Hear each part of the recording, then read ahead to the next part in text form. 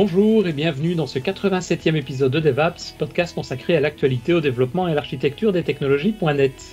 Nous enregistrons cet épisode le 10 novembre 2022, en direct sur Microsoft Teams, un peu comme depuis quelques mois maintenant. Je suis Denis Voituron, je suis accompagné de Christophe Peguet. Salut Christophe. Bonjour Denis, bonjour tout le monde. Ça va bien? Ouais, super bien, ouais. Bonjour tout le monde, parce qu'effectivement, j'allais le dire, on a plein d'autres amis aussi sur le chat, sur le Teams. Comme je le dis à chaque fois, pour ceux qui veulent être prévenus lorsque nous enregistrons un épisode, vous venez simplement vous inscrire sur devaps.ms. Vous recevrez un petit email et un petit formulaire, nom, adresse mail et je pense centre d'intérêt, je crois qu'il y a 3 points. Et donc toutes les 2 semaines, vous recevez à peu près une info avec la date et l'heure précise de l'enregistrement. Et aujourd'hui c'est le jeudi sur le temps de nuit. Et aujourd'hui, comme chaque fois, nous avons des invités qui vont venir nous parler des différentes technos qu'on utilise tous les jours. Et aujourd'hui, on en a deux invités.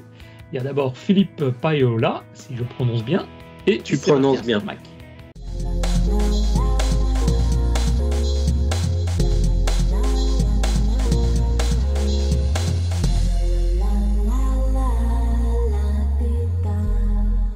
Salut Philippe, ça va bien ? Bah écoute, comme pour la 87e, j'ai entendu ça. Alors par contre, si vous voulez qu'on parle de .NET, je suis pas la bonne personne, mais sinon ça va. Allez. Non, on va faire ça dans un autre épisode aujourd'hui. Bon, alors ça va. Justement, tant que tu as le micro, explique-nous un petit peu qui tu es, ceux qui ne te connaissent pas, et de quoi tu vas venir nous parler avec Sébastien aujourd'hui. Alors, bon, Sébastien, il introduira son sujet aussi, parce que on s'est pas mis d'accord avant, donc il faudra qu'il me rappelle ce qu'on va aborder aujourd'hui. Moi, c'est Ouais, je sais bien. Moi, c'est Philippe Payola, donc je travaille chez Microsoft depuis un peu plus de 3 ans maintenant. Je suis Cloud Solution Architect et j'anime en parallèle de mon activité chez Microsoft sur les réseaux sociaux. J'anime une chaîne YouTube qui s'appelle Phil IT, sur laquelle vous allez pouvoir retrouver des vidéos assez courtes, mais qui concernent Azure, bien entendu. J'ai fait une exception avec Sébastien, on a pas mal discuté AWS. Et puis, que te dire d'autre ? Il y a une autre chaîne que j'anime, mais sur Twitch, donc vous savez, le réseau social des gamers. Sauf que là, je prépare les gens qui veulent passer des certifications Microsoft, justement, au passage de ces certifs. Donc, on travaille des questions, on travaille des sujets de fond pour leur donner toutes les chances. Voilà pour résumer, que te dire d'autre ? J'habite Lyon, et puis c'est déjà pas mal. Voilà. Ouais, et tu me donneras le lien, comme ça on le rajoutera, le lien à la chaîne YouTube notamment. Ouais, je peux même le mettre dans le chat si tu veux, mais aussi, pas de problème. Ça, les gens qui sont là, ils ont la chance de le voir directement. Pour les autres, ceux qui regardent sur YouTube, vous le verrez dans les notes de l'émission sur le site web. Exactement. Et Sébastien, nous on se connaît déjà, puisque tu as déjà l'occasion de participer aussi, mais rappelle un petit peu dans quel monde tu travailles et ce que tu vas venir faire aujourd'hui ici. Ah, ça c'est une bonne question. Merci de m'avoir invité. Je crois que c'est la 2e fois que je suis invité dans ce podcast. J'espère que c'est pas la dernière. Je m'appelle Sébastien Stormack. Moi, je travaille pour AWS, l'autre cloud provider, et mon rôle c'est developer advocate. Donc mon rôle c'est d'inspirer les développeurs, les builders, les gens qui ont les mains sur le clavier, pour les inciter à utiliser AWS ou leur faire découvrir AWS. Vous allez me trouver dans le circuit des conférences. La semaine prochaine, je serai à DevFest à Strasbourg, par exemple. Puis la conférence Reinvent à Las Vegas d'AWS qui se profile à l'horizon également. Vous me trouvez sur les blogs, notamment l'AWS News Blog, là où on vous annonce les nouveaux services et les nouveaux produits AWS. Et puis j'ai un podcast AWS en français également, qui est le podcast AWS en français, c'est le nom. Tapez ça dans Google ou dans vos applications de podcast préférées et vous devriez le trouver relativement facilement. Donc aujourd'hui, ça va être la guéguerre entre Azure et AWS ? Pas du tout, au contraire. En fait, le point de départ, en discutant avec Philippe, à travers les réseaux sociaux, on se suit l'un l'autre sur les réseaux sociaux, le point de départ, c'est de dire il y a plein de clients, plutôt des grandes entreprises, soyons clairs, on ne parle pas du bricoleur occasionnel, sans aucun terme péjoratif pour bricoleur, j'en suis à moi-même au sens IT du terme, mais des grandes entreprises, souvent, elles ont plusieurs clouds, c'est la réalité d'aujourd'hui. Il y a un département qui utilise Azure, il y en a un autre qui utilise AWS, ça peut être pour des raisons historiques, ça pourrait être pour des raisons de fusion-acquisition, et faire collaborer des workloads, des applications qui sont sur plusieurs cloud providers, c'est pas que c'est difficile, mais c'est pas vraiment documenté. chez AWS, on ne le documente pas. Le mot cloud hybride n'existe pas chez nous. On n'imagine pas pourquoi est-ce qu'on voudrait être en cloud hybride. Je ne connais pas la doc de Microsoft, mais c'est pas le truc évident à trouver. Et donc, avec Philippe, on s'est dit, est-ce qu'on pourrait montrer des exemples d'interopérabilité, c'est pas facile à prononcer, entre Azure et Microsoft? Oui, c'est vrai, parce que c'est vrai qu'il y a quand même pas mal d'entreprises qui, soit de manière déontologique, on va dire, de manière pratique ou historique, ont plusieurs cloud providers différents. Ils sont à la fois, comme tu dis, sur Amazon, ils sont à la fois chez Microsoft dans Azure. Et faire communiquer tout ça et échanger des données entre l'un et l'autre, c'est vrai que c'est un sujet, à mon avis, qui peut être très intéressant aussi. Ouais, et puis ça pose des questions, je dirais, de compétences qui sont importantes, parce que tu vas avoir des équipes qui vont devoir communiquer entre elles, qui sont spécialisées AWS, qui parlent un langage qui est propre à AWS, mais qui vont devoir aussi apprendre le langage qui est propre à Azure. On verra dans cette intervention que on a des noms qui sont quand même globalement proches, à part les instances EC2, où là, nous, on va appeler ça une machine virtuelle. Chez AWS, c'est instance EC2. Mais sinon, on a des noms proches. Mais il y a vraiment tout l'enjeu de la conduite du changement et de la gestion des compétences des équipes. Quand on est multi-cloud, c'est très rare quand même d'avoir un profil qui est aussi bon chez AWS, chez Azure, chez GCP, etc. Donc, il y a aussi tout cet enjeu-là qu'on a essayé un peu de challenger dans cette vidéo. Moi, je dirais même que c'est impossible d'avoir un profil expert multi-cloud. On peut être peut-être expert dans un domaine, mais pas expert sur l'ensemble des multi-clouds. Déjà, rien qu'AWS, c'est plus de 200 services. Il y a 10 ans, quand j'ai commencé, on pouvait encore être expert AWS parce qu'il y avait une vingtaine de services. Maintenant, il y en a plus de 200. Je ne peux pas être expert en machine learning, en réseau, en DevOps. Voilà, ce sont des compétences IT différentes, ce sont des personnes différentes, ce sont des équipes différentes. C'est la même chose côté Azure. Il y a tellement de services. On ne peut pas être expert dans tout. Alors, même imaginer qu'on soit expert sur 2 cloud providers, ça devient vraiment très compliqué. Après, au-delà de ça, rapidement, mais moi, ce que je trouve passionnant avec le cloud, c'est qu'à partir de votre clavier et de votre souris, vous avez accès à des régions du monde entier et vous pouvez déployer, Sébastien en parlait, mais on peut déployer des bases de données, de l'intelligence artificielle, mais très rapidement. Et les cloud providers font en sorte de simplifier au maximum ces déploiements pour que justement quelqu'un qui n'a pas forcément de très bonnes connaissances en base de données soit quand même capable d'en créer une. Après, on peut parler de oui, il faut la requêter, la base de données, il faut connaître le langage SQL, etc. Mais il y a quand même cette logique de... Moi, je trouve ça passionnant. Avant, il y a encore 20 ans, on pouvait administrer un serveur en se connectant depuis une console rapidement, mais en étant physiquement devant. Dans les data centers, on mettait les pulls, il y avait la clim, etc. Là, maintenant, avec votre clavier, votre souris, votre navigateur, vous accédez à un système d'information qui est disséminé au travers du globe. Moi, je trouve ça, c'est ça qui me passionne à titre personnel. C'est vrai. Je me souviens toujours de la première fois que j'ai vu des instances EC2, donc des virtual machines dans le cloud, il y a plus de 10 ans. À l'époque, je souffrais en tant que consultant dans des institutions financières dans un petit pays avec beaucoup de banques en Europe pour obtenir des environnements de démo ou de tests où il fallait pleurer pendant 3-4 mois.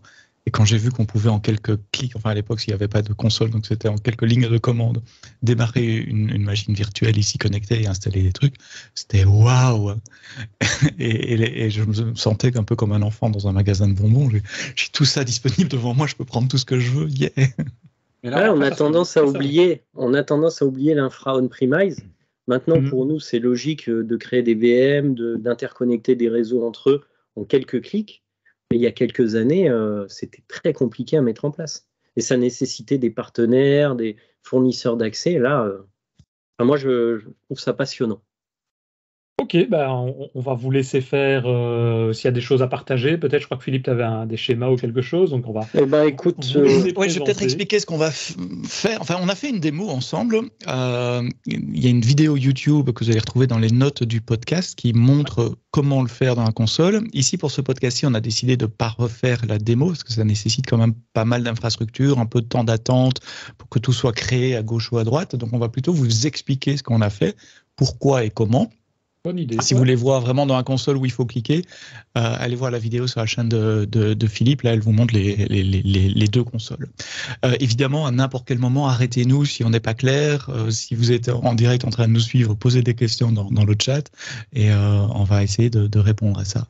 Mais le point de départ, et puis je te passe la main Philippe après, le point de départ, c'était de dire quel est le premier problème, le premier challenge qu'ont des clients qui ont à la fois de l'infrastructure sur AWS et à la fois de l'infrastructure sur Azure. Et on s'est dit, le premier challenge, c'est de faire communiquer les deux réseaux. On a un réseau privé dans un cloud, on a un réseau privé dans un autre cloud. Si c'est le cas, tôt ou tard, il va falloir échanger de la donnée. Il y a une application d'un côté qui va vouloir aller pomper de la donnée qui est de l'autre, ou inversement, il va falloir se parler, appeler une API ou quoi. C'est un des premiers cas de figure qui arrive. Et donc, comment est-ce qu'on peut faire ça dans le cloud? De façon sécurisée, évidemment, mais c'est en mettant un VPN entre les deux réseaux. Donc, comment est-ce qu'on crée cette connexion VPN? Comment est-ce qu'on configure le routage pour que ça se passe bien? Quels sont les points auxquels il faut faire attention? Le fait de faire un VPN, c'est plus pour des aspects de sécurité ou il y a une obligation aussi pour faire ça? Non, c'est une très bonne question. Il n'y a aucune obligation. On aurait pu utiliser les adresses IP publiques de la machine virtuelle d'un côté et l'adresse IP publique de la machine virtuelle de l'autre et se communiquer par adresse IP publique.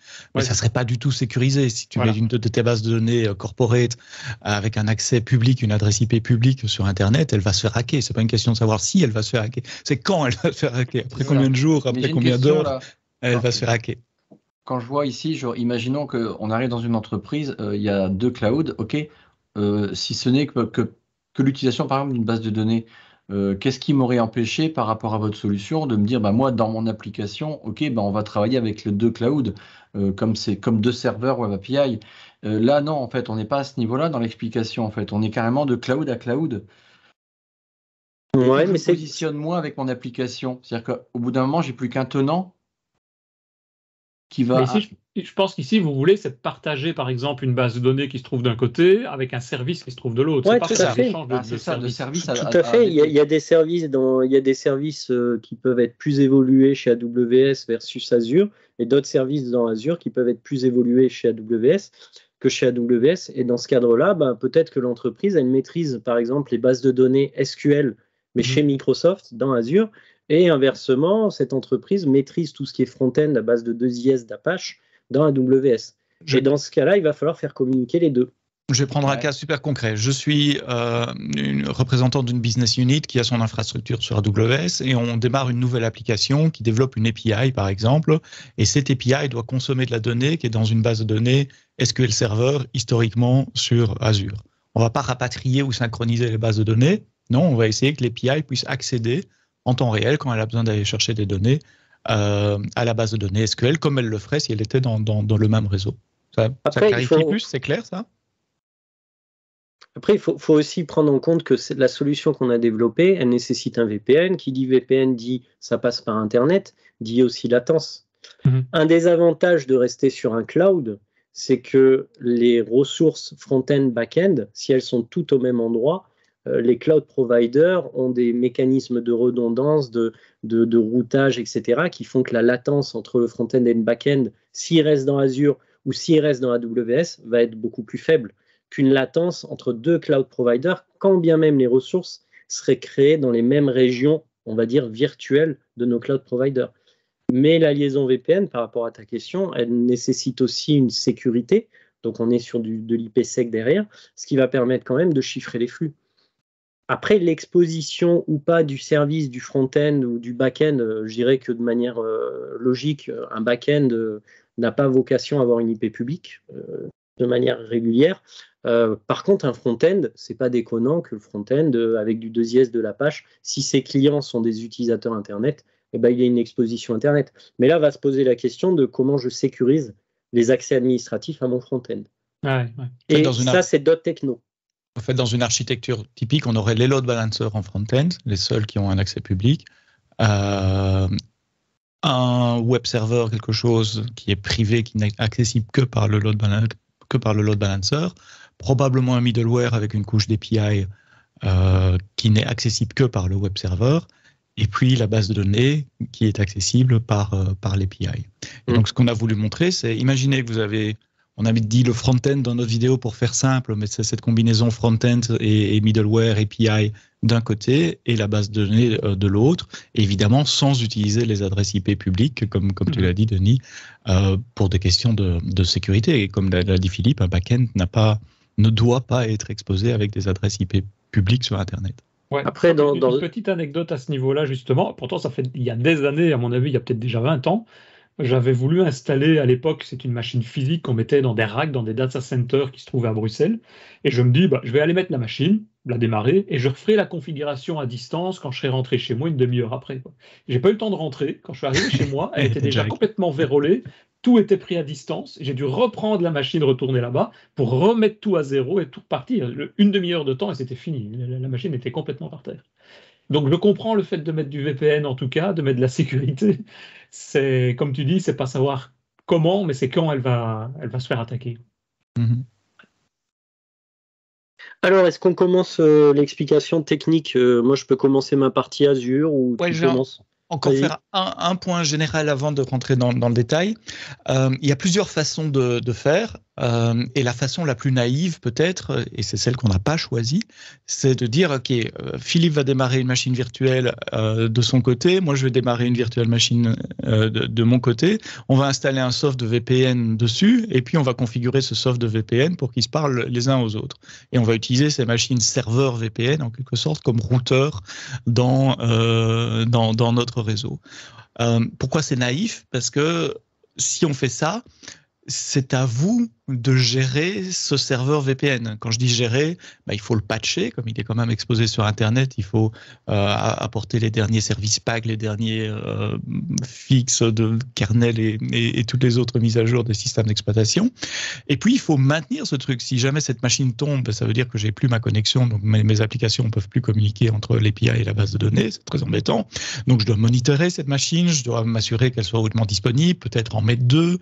Voilà, c'est beaucoup de travail de gestion qui est inutile. Il y a peut-être un coût aussi, oui, c'est vrai. Non, je pense, là, pour le coup, je ne suis pas d'accord. Je pense que sur une VNG, un service pass Azure, on n'a pas forcément un coût plus bas qu'une VM. Mais par contre, l'administration de la VM, c'est des coûts humains pour le Exactement, c'est un coût caché. Ce n'est pas un coût facturable parce que au final, payer pour une virtual machine ou pour un service managé, ça va être la même chose, voire même le service managé un peu plus cher, en tout cas chez AWS, parce que justement, il y a une valeur ajoutée. Donc, un autre prérequis qu'on avait, c'était d'utiliser des services managés. Manager, ça veut dire c'est Azure qui manage le service de son côté, c'est AWS qui manage son service de l'autre. Manager, ça veut dire moi, en tant qu'utilisateur, système admin, développeur, peu importe ma casquette, j'ai pas à me soucier de faire des mises à jour, j'ai pas à me soucier de la haute disponibilité du truc. Si jamais ça tombe, ça sera remplacé automatiquement. C'est maintenu à jour tout le temps. La prochaine fois qu'il y a une faille de sécurité SSL, par exemple, je sais que les serveurs seront updatés par le cloud provider en quelques heures, voire quelques jours, et moi, j'ai pas à m'en occuper. Donc ça, c'était un prérequis assez important également. On est tous les deux partis sur des services managés. Il se trouve qu'Azure a un service managé pour faire du VPN et AWS a un service managé pour faire du VPN. Et donc, c'est ces services managés qu'on a décidé d'utiliser et non pas des virtuelles machines qu'on avait configurées à la mano, à l'ancienne, en tant que serveur VPN. Un autre point aussi qu'il faut préciser, c'est que la liaison VPN va permettre aux deux VM qui sont chacune dans un cloud provider de communiquer via un adressage privé. Parce que c'est aussi un des intérêts du VPN. Ce n'est pas que la sécurité via le protocole IPsec, c'est aussi le fait d'accéder en adressage interne à deux ressources qui sont distantes de plusieurs centaines de kilomètres si vous le souhaitez. Donc pour moi, l'enjeu, ça va être aussi la latence par rapport à ça. Je le répète, mais c'est un point important. Donc ces serveurs VPN, non seulement ils vont être responsables d'établir le lien sécurisé, chiffré de bout en bout entre les deux serveurs VPN, mais ils vont agir au sein de nos réseaux respectifs, comme des routeurs également. C'est-à-dire, je vais pouvoir pinguer depuis mon adresse IP privée sur ma machine virtuelle AWS, une machine virtuelle sur son réseau, sur son adresse IP privée dans le cloud Azure. On ne passe pas par des points IP publics. Il n'y a que les gateways VPN qui, elles, ont tous les deux, évidemment, par définition, une adresse IP publique et qui se parlent à travers ça. Mais l'API, le front-end, peu importe comment on l'appelle, parle à la base de données via son adresse IP privée et c'est tout un routage qu'on a mis en place entre les deux composants. Ça va, vous nous suivez toujours? Ouais. Et comment ça se passe si un des réseaux, s'il y a une coupure ou un des services qui tombe, on va dire, le VPN redémarre ou se relance, se remet en place automatiquement? Alors, ça se passe comment? ça dépend comment tu crées l'infra.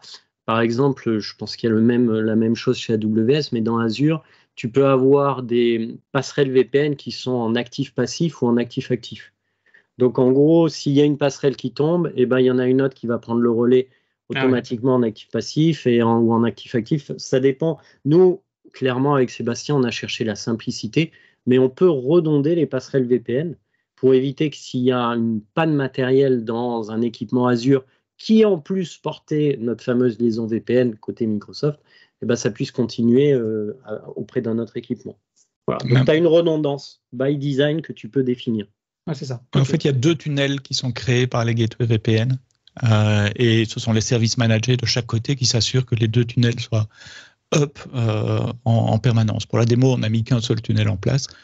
Et j'ai gardé cette infrastructure ouverte pendant des semaines et des semaines de mon côté et je recevais tous les jours un email qui dit attention, un de vos 2 tunnels est down, ça serait bien d'aller vérifier pourquoi. Donc on prévient les clients quand quelque chose ne fonctionne pas sur leur infra. Ok. Il y avait Stéphane qui avait une question, non? Ou qui... Oui, j'avais une question. Le VPN, il se trouve chez qui? Chez Azure ou chez AWS? Les deux.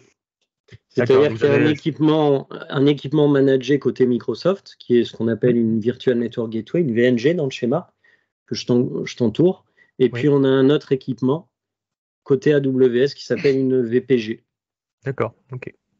Donc les 2 concepts sont exactement les mêmes et vous allez le voir dans toute notre explication, les concepts sont exactement les mêmes des 2 côtés. Il y a essentiellement 3 choses à configurer et il y a 3 choses à configurer de chaque côté. Pas de bol, ça porte pas les mêmes noms. Bon, ben ça, on pouvait s'y attendre. Donc il faut faire en permanence cette espèce de correspondance entre le Virtual Private Gateway chez AWS, c'est le VNG côté Azure. Et ça, il existe des sortes de listes ou non, il n'y a pas de documentation qui dit d'un côté, chez Azure, c'est comme ça, chez AWS, le nom, par exemple, là, c'est VNG d'un côté et c'est VPG de l'autre côté, quoi. Il y a des tableaux chez Microsoft et AWS qui disent pour une technologie donnée à quoi ça correspond le même terme, la même techno chez les concurrents.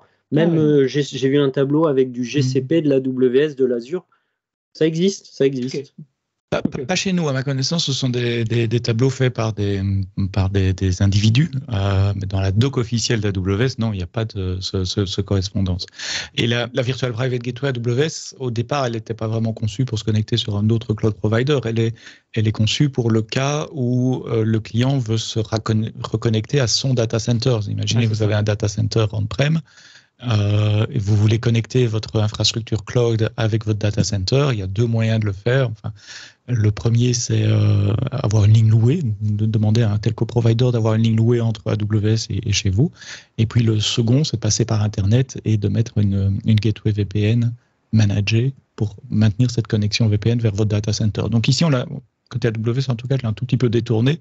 Plutôt que se connecter à un appareil VPN, Juniper, Cisco ou autre dans un data center, on s'est connecté au service managé d'Azure. Tu l'as détourné, mais globalement, tu as utilisé la même doc, on va dire, et le même principe, oui, bien sûr, la même configuration.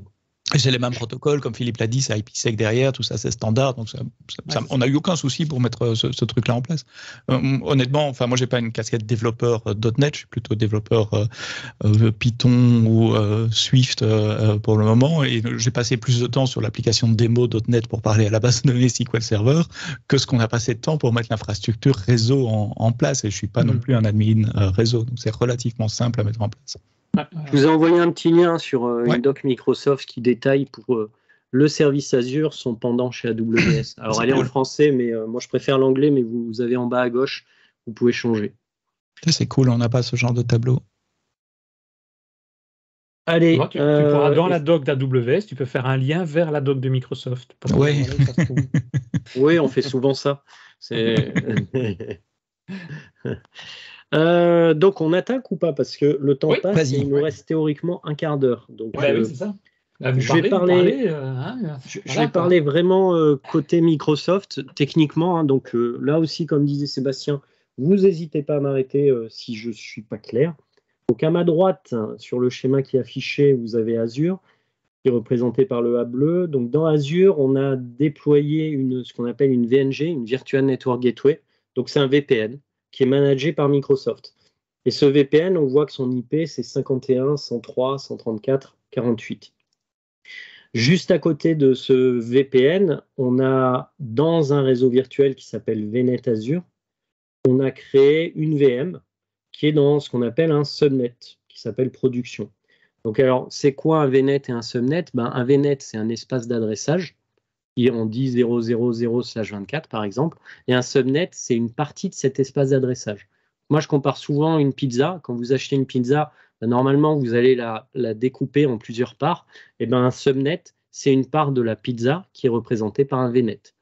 Donc ici, on a pris un subnet qui s'appelle production, dans un VNet qui s'appelle VNet Azure, et on a pris un autre subnet qui s'appelle le Gateway Subnet, qui va servir d'arrivée pour les connexions distantes. Donc au final, les connexions qui viennent d'AWS vont arriver dans un subnet qu'on appelle le Gateway Subnet, qui est rattaché à ma liaison VPN, la fameuse VNG. Et comme dans ce même VNet, je vais avoir bien entendu le Gateway Subnet et le Subnet Production, les deux vont pouvoir communiquer. Donc mes utilisateurs distants, mes connexions distantes vont arriver dans le Gateway Subnet et vont pouvoir communiquer avec la VM que j'ai créée qui s'appelle VM SQL Demo. Un dernier point dans mon explication, on a créé l'infra en Suisse. Je ne sais même plus pourquoi on l'avait créé en Suisse, mais c'était pour montrer qu'on le faisait entre deux régions, peut-être. Bref, un pays qui est en dehors de l'Union européenne, et puis on a choisi l'Irlande côté AWS. Mais ce qui est important aussi de connaître, c'est ce qu'on appelle la LNG. Donc la LNG dans Azure, c'est la représentation du VPN AWS dans Azure. C'est-à-dire que pour dire à ma VNG, connecte-toi côté AWS, il faut que je lui spécifie quel IP public dans mon VPN, auprès de quel IP public il doit se connecter. Et donc la LNG, c'est juste un service Azure qui va spécifier l'IP public du VPN côté AWS. Et il n'y en a jamais qu'une seule? De LNG? Non, tu peux. Alors, si tu rentres dans de l'actif passif ou de l'actif actif dont on parlait tout à l'heure, tu peux avoir plusieurs LNG. Mais dans notre cas, on a fait vraiment simple. On a fait un VPN côté AWS, un VPN côté Azure. Oui, mais ce que je veux dire, c'est que les adresses publiques, du coup, donc les 52, 17, etc. de AWS, c'est une adresse fixe que vous recevez et qui normalement ne va pas changer. Que Sébastien m'avait commis. En fait, Sébastien, il va l'expliquer, mais lui, il a créé son VPN. Quand il a créé son VPN, il a eu une IP publique. Il m'a donné cette IP publique. Moi, j'ai dit, la LNG, ça va être telle IP publique. Et pour terminer sur le sujet, on s'est mis aussi d'accord sur les IP publiques, comme tu viens de le spécifier, mais aussi sur un mot de passe qui est partagé, qu'on appelle une pre-shared key. Donc globalement, on en parle dans la vidéo, mais la PSK, c'est vraiment ce qui permet aux deux de créer une relation de confiance. Et cette PSK, bien entendu, elle est protégée et elle n'est jamais partagée. Et que vous dire d'autre là-dessus? Moi, je pense que côté Azure, j'ai fait le tour rapide. Et la VM, encore une fois, c'est une VM, une base de données SQL. On avait installé SQL dessus, écouté sur le port 1433, et Sébastien s'était amusé à faire une requête sur ce port-là pour voir si tout fonctionnait. Je te laisse la parole, Sébastien. Ouais, de l'autre côté, c'est très similaire, mais avec des mots différents. Il y a 4 éléments de configuration. Le premier, c'est un réseau. Dès qu'on veut déployer de l'infrastructure, quelle qu'elle soit, sur AWS, il faut créer un réseau dans le cloud. C'est le VPC. Merci Philippe pour faire les petits highlights sur le diagramme. On a des noms un peu bizarres parfois chez AWS. VPC, c'est Virtual Private Cloud. Voilà, c'est un réseau. Et ce réseau, comme sur Azure, il est découpé en subnets. Typiquement, vous allez avoir des subnets publics dans lesquels vous allez mettre vos load balancers, des subnets privés qui n'ont pas accès à Internet, etc. Donc, j'ai créé un subnet pour mettre ma virtual machine où il y aura l'application qui va se connecter plus tard à la base de données.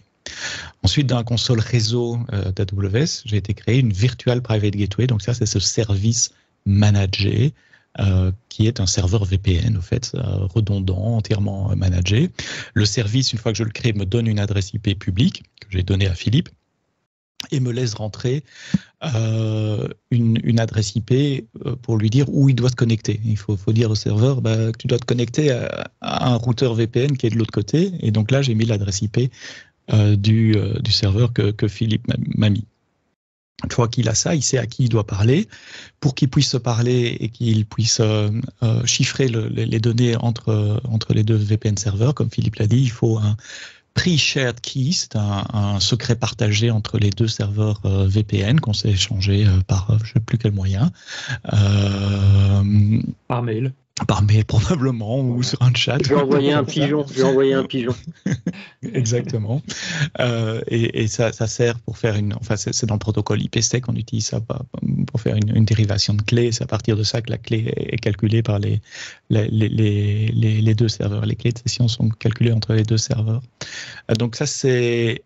J'ai déjà parlé de 3 éléments, là j'ai parlé du VPC, du réseau, le Virtual Private Gateway, et puis il y a 2 éléments qui ne sont pas sur le graphique, mais dans le Virtual Private Gateway, elle a 2 pattes, une patte sur le réseau public pour parler à un serveur VPN de l'autre côté, c'est un élément de configuration chez nous qui s'appelle, je vais reprendre mes notes parce que je vous avoue que je ne connais pas tout ça par cœur, qui s'appelle la Customer Gateway. Donc la Customer Gateway dans la console, c'est, je répète l'historique de ce service, c'était pour faire des connexions VPN vers votre data center on-prem. C'est pour ça qu'on l'appelle la Customer Gateway. C'est juste un élément de configuration, ça ne correspond pas à de l'infrastructure sur AWS, mais c'est là que je mets l'adresse IP par exemple et le pre-shared key qui sert à parler au serveur sur Azure. Et puis il y a l'équivalent, il y a une gateway, il y a un routeur pour rattacher le Virtual Private Gateway dans un VPC pour dire voilà, c'est dans ce VPC là que tu es. Et donc il y a aussi une petite configuration à dire pour j'attache cette Virtual Private Gateway au VPC et devient donc un routeur visible sur le VPC. Le dernier élément de configuration, c'est d'éditer les tables de routage de mes réseaux, de mon private subnet par exemple. Typiquement dans une table de routage réseau, il y en a deux entrées qui sont créées par défaut. Il y a une route publique, en tout cas pour les subnets publics, vers une gateway Internet, donc vers Internet, tout le trafic qui doit sortir de votre machine pour faire des updates de votre système d'exploitation, par exemple. Il y a une entrée de routage pour le routage local, pour dire, voilà, s'il y a 2 machines dans le même VPC, voilà l'adresse du routeur. Et puis, j'ai ajouté une 3e entrée qui dit, si tu veux parler à l'adresse IP privée de Philippe, donc 172 en belge 172 16 06, l'adresse du serveur, tu dois envoyer tes paquets à la Virtual Private Gateway, au serveur VPN qui joue le rôle d'un routeur qui va router jusqu'à l'autre réseau privé et ramener les paquets de l'autre côté. Sans la table de routage, les 2 réseaux ne peuvent pas se communiquer parce que mon réseau ne sait pas où il doit envoyer les paquets à destination de l'adresse IP du SQL Server qui tourne dans Azure. Il y a un point super important qu'on n'a pas dit, il ne faut pas d'overlap dans les adresses IP privées dans les 2 réseaux. Donc moi j'ai créé un réseau en 10.0.0, Philippe a créé un réseau en 172.172 16.0.0. Ça ne peut pas être les mêmes réseaux, quoi. Il faut que ça soit des subnets différents pour qu'on puisse les router. Et ça, c'est le cauchemar de tous les administrateurs réseau, surtout dans les cas de fusion-acquisition. C'est comment faire si jamais il y a des overlaps réseau, mais on ne va pas rentrer dans ces discussions-là de netting avancé. Ça nous prendrait trop de temps. Donc, c'est facile à faire tant qu'on a des adresses IP différentes. Un point aussi, c'est que les liaisons VPN peuvent s'appuyer sur le protocole BGP, Border Gateway Protocol, pour propager automatiquement certains réseaux entre les équipements. Bon, c'est pas ce qu'on a choisi pour plein de raisons, mais c'est aussi faisable. Je ne connais pas BGP, c'est déjà une bonne raison. Je suis incapable de configurer ça. En tout cas, c'est disponible dans AWS pour regarder. Chez Microsoft, c'est pareil. C'est vraiment un protocole utilisé sur Internet pour propager des réseaux, etc. Donc, ça aurait pu être utilisé, on ne l'a pas fait. Il y a une question qui a été posée dans le chat auquel on va tenter de répondre, et je dis bien tenter parce que en fait, par rapport à la question posée, on va voir que c'est très compliqué de répondre sans bullshit par rapport à la question d'Adrien. Là, je suis sur la calculatrice Azure. Je vous envoie le lien dans le chat pour ceux qui ça La question peut-être, c'était de savoir, d'avoir une estimation du coût. Ouais, effectivement, j'allais la répéter, mais quel est le coût de cette solution? Alors, d'abord, le coût, pour moi, c'est un métier dans le cloud public. C'est-à-dire que pour moi, il y a des gens qui doivent être payés pour estimer le coût d'une infrastructure. Parce que contrairement au cloud privé, où globalement c'est du CAPEX, dans le cloud public, on est dans une logique d'OPEX. Donc on est dans une logique que quand vous êtes au restaurant, en fait, on va vous facturer le poids de la nourriture qu'on va vous servir. C'est vraiment ça le cloud public. C'est quand je suis au restaurant dans un cloud privé, je connais la carte et je sais à peu près, un plat de pâtes, ça coûte 15 €. Dans le cloud public, si le plat de pâtes, c'est 500 grammes, on va vous facturer 500 grammes de pâtes. Et c'est un peu pareil sur la liaison VPN. Vraiment, on va faire ça vite parce qu'on n'a pas trop de temps vu le timing, mais on va vous facturer d'abord le nombre d'heures que va être utilisée votre passerelle VPN. Alors, dans un mois, on estime que, vous allez me dire, ça dépend du mois, mais 740 heures. Donc, on est à 740 heures, ça correspond à 26 $ d'utilisation. Et puis après, on va vous facturer... Je t'interromps juste, parce que ça, c'est de manière générale sur les différents services d'Azure notamment. Quand tu dis le nombre d'heures d'utilisation, c'est le nombre d'heures où il va réellement y avoir, en gros, du contenu qui passe? Non, c'est le nombre d'heures où la plateforme, elle est up. C'est ça, ok. Donc, tant que tu ne l'arrêtes pas, même si elle n'est pas utilisée... Oui, mais alors, c'est là où ça devient marrant, c'est que si tu prends, par exemple, une VNG dans la console Azure, où est-ce que tu l'arrêtes? Ah oui. Tu l'arrêtes pas. Donc, tu l'as pas. Tu dois la détruire et la recréer. Oui, mais ça veut dire que ton IP public, elle change. Mais donc, ça veut dire que tu recrées une connexion VPN. Donc, pour répondre à ton point, Denis, en pratique, si vraiment tu veux arrêter une VNG, il faut le faire en PowerShell. En PowerShell, ça marche. Mais quand tu vas la redémarrer, suivant ce qu'on appelle le SKU, sans trop rentrer dans les détails, tu peux avoir une IP publique qui est dynamique. Parce que on croit que cette IP publique-là, elle est statique. Ce n'est pas vrai. Pour ce type de liaison VPN, si vous redémarrez la passerelle VPN, qui n'a pas vocation à être redémarrée, si vous le faites, c'est qu'en PowerShell, et l'IP publique va changer. Donc sans trop rentrer dans les détails, parce qu'on pourrait parler pendant des heures sur ce sujet, mais on va vous facturer donc le temps d'utilisation, enfin le temps de up, pour être très clair, de votre passerelle VPN et la bande passante utilisée pour les données sortantes. C'est ça. Donc, et puis après, ce qui va avoir une influence sur le coût, c'est la redondance de votre passerelle VPN. Donc là, on va rentrer dans un autre concept de ce qu'on appelle les AZ, les High Availability Zones, qui a l'équivalent d'ailleurs chez AWS.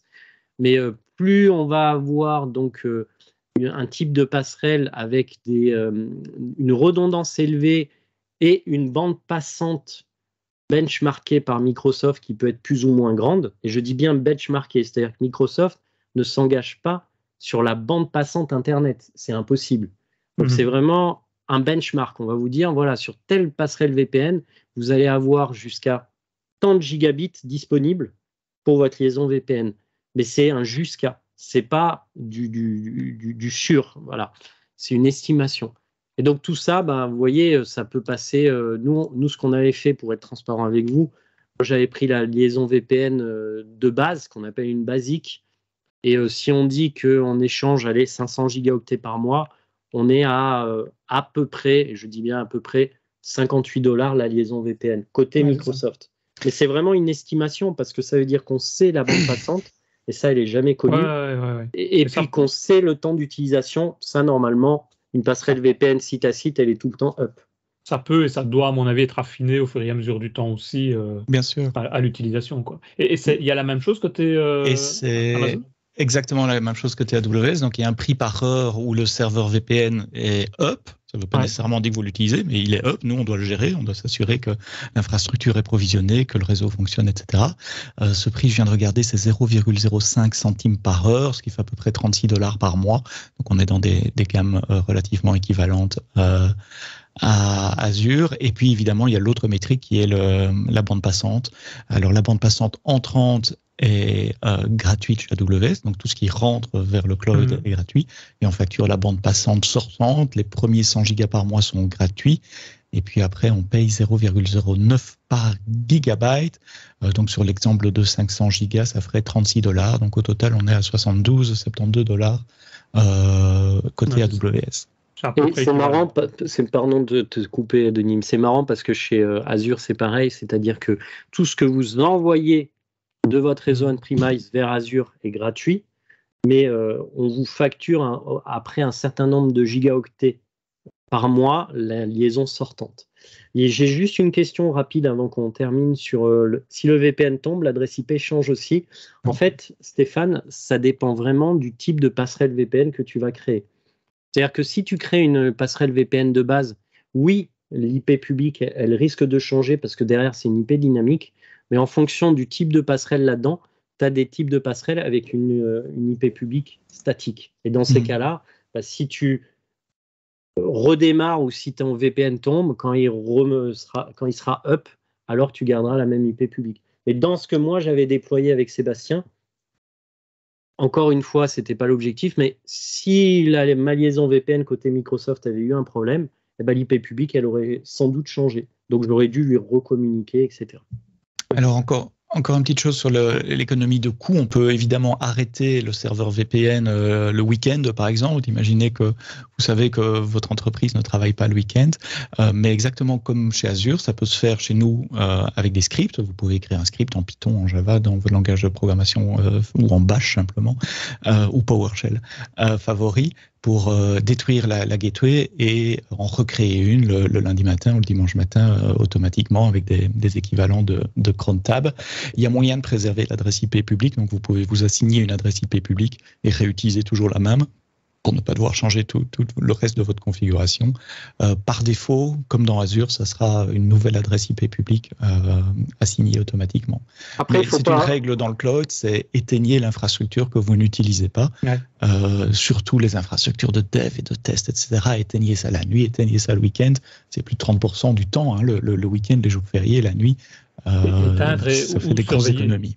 Parce que c'est vrai que moi j'ai déjà rencontré énormément de personnes ou d'entreprises qui créent et puis ils se disent je vais retourner voir dans un mois comment ça se passe et là on a des surprises quoi. Ouais, après je rejoins Sébastien mais là où on est il faut pas oublier c'est que là on a créé une liaison si c'est pour du dev et du test je suis d'accord on coupe mais une liaison VPN site à site a vocation à être 24/24. On est d'accord. Voilà, c'est un point important. Ça dépend des métiers aussi, parce que ça pourrait très bien être une connexion qui est utilisée pour un logiciel uniquement en interne dans une entreprise et qui ne tourne pas la nuit, tu vois. Dans ces cas-là, tu feras du point à site, tu feras pas du site à site. C'est une autre type de liaison VPN qui nécessite un client lourd sur ton poste, sur ton fameux applicatif. Et ici, on a interconnecté les deux réseaux. L'alternative, c'est de connecter une application ou une machine avec un client VPN sur un serveur VPN. Ici, c'est deux serveurs VPN pour faire l'interconnexion au niveau des réseaux. C'est tout à fait transparent pour toutes les virtual machines qui tournent dans les réseaux. Et ils ne savent même pas que l'autre est ailleurs. Il a juste une adresse IP qui n'est pas la même que son subnet, c'est tout. Ouais. Notre but, même si on a pris un front-end et un back-end, il faut bien comprendre qu'on interconnecte deux réseaux. Et c'est deux réseaux. Donc, la liaison VPN, elle doit être up and running 24/24. Dans la vraie vie. Après... Non, c'est clair. Ok. Et Christophe avait mis un petit commentaire, mais je ne le retrouve plus, au niveau des adresses IP. Je trouvais ça intéressant aussi.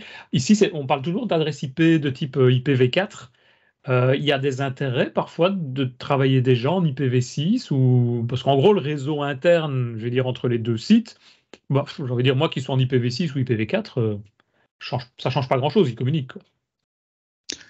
Alors, c'est une super question.